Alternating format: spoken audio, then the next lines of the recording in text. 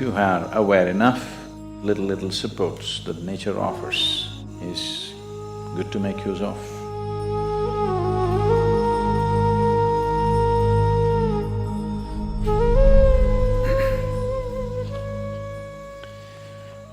This is the first night of Navaratri.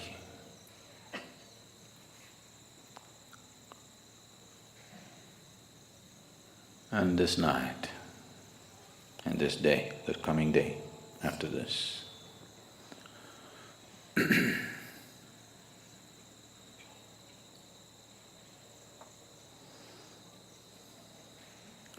is dedicated to the feminine nature of the divine.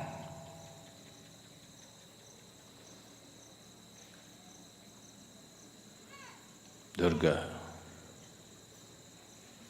Lakshmi and Saraswati are used as the symbols of these three dimensions of the feminine. They also represent the three basic qualities of existence: tamas, rajas and sattva. Tamas literally means inertia. Rajas means activity, passion. Sattva, in a way, is breaking of boundaries, dissolution, melting and merging. Among the three celestial objects to which the very making of our bodies are very deeply connected, the earth, the sun and the moon. Mother Earth is considered tamas. The sun is rajas, moon is sattva.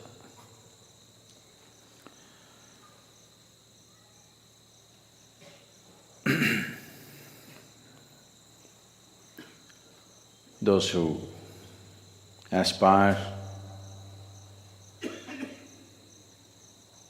for power, for immortality,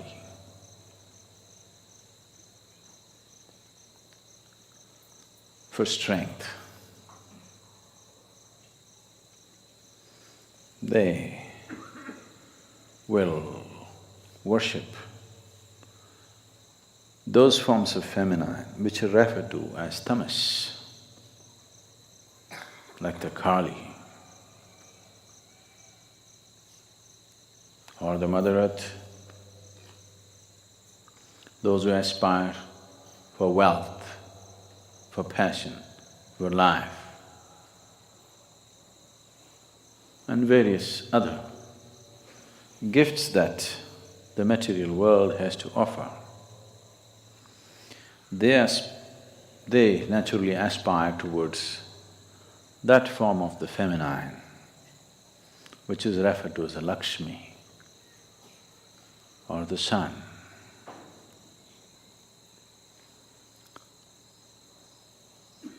Those who aspire for knowledge, knowing, transcendence, immortality of not the body, but transcending the limitations of the mortal body, they will aspire for that aspect of the feminine which is referred to as the sattva, or Saraswati is the representative of that, or the moon. This is arranged in this way because it's after all from the earth that we arise. And we could live an active life which is rajas, the second nature of the Devi. The third one may come your way or may not.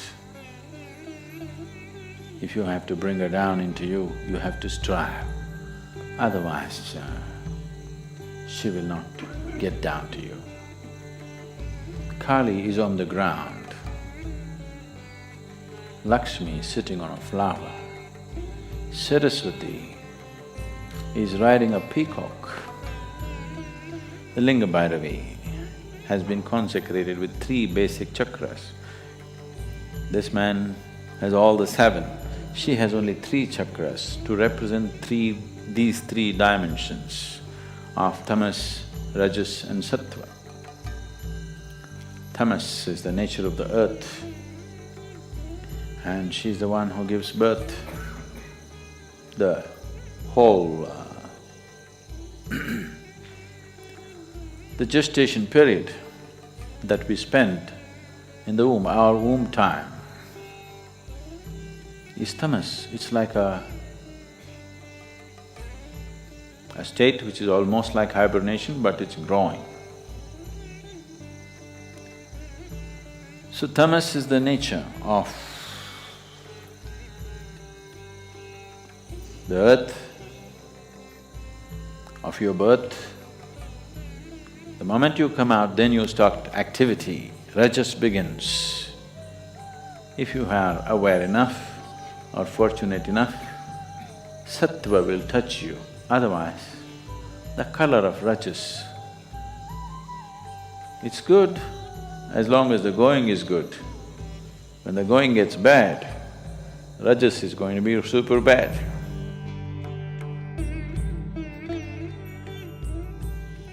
So what was absolute inertia now has become a dynamic rajas. This may transcend or may again go back to the same thing. Durga Lakshmi, Saraswati never happened. That means you are in the cycle, you are in the trap of life and death, life and death, life and death. Transcendence is yet to come. So these two will anyway happen. What is in a state of inertia will get into a state of rajas and activity, and again fall back and become inertia for a certain period of time, and again get back into activity. This is happening to you as an individual, this is happening to the planet, this is happening to the galaxy, this is happening to the whole cosmos. It goes into a state of inertia and then becomes dynamic and again goes into a state of inertia. But the important thing is, this one has the capability to break the cycle and transcend. So these 3 dimensions of the Devi are enshrined in the form of Bhairavi or Linga Bhairavi. You must be able to draw these 3 dimensions of existence and sustenance for yourself, because you need all these 3. The first 2 are needed for your survival and well-being. The third is an aspiration to go beyond.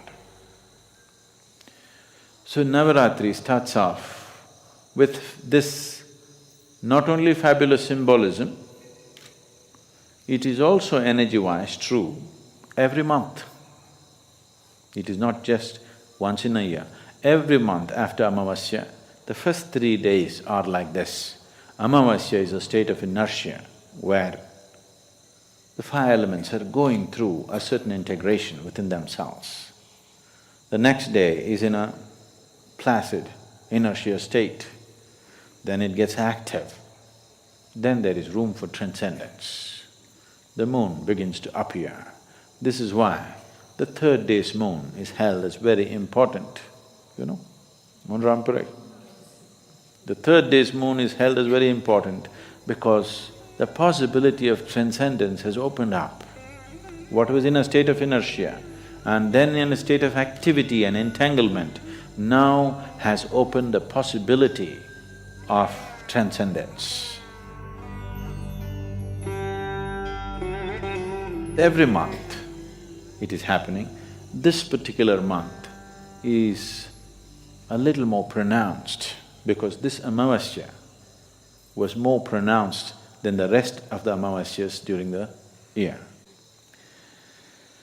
So, these 9 days, above all, to approach every aspect of life in a celebratory way. This is most important. If you approach everything in a celebratory way, you learn to be non-serious about life, but absolutely involved. The problem with most human beings right now is, if they think something is important, they will become dead serious about it. If they think it is not so important, they will become lax about it. They don't show the necessary involvement. That's not it. The passage, the secret of life is in this, seeing everything with a non-serious eye, but absolutely involved, like a game. That's the reason most profound aspects of life are approached in a celebratory way, so that you don't miss the point.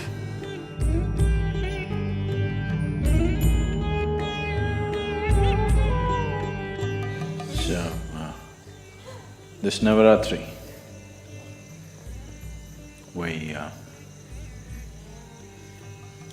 there are certain things happening in the temple.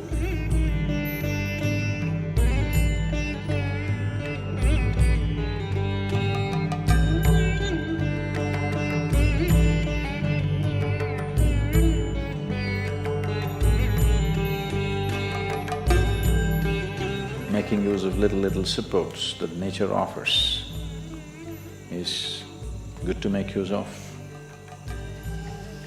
Going on your own steam is not impossible.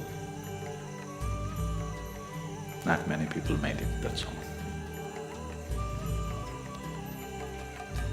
So, make use of these 9 days.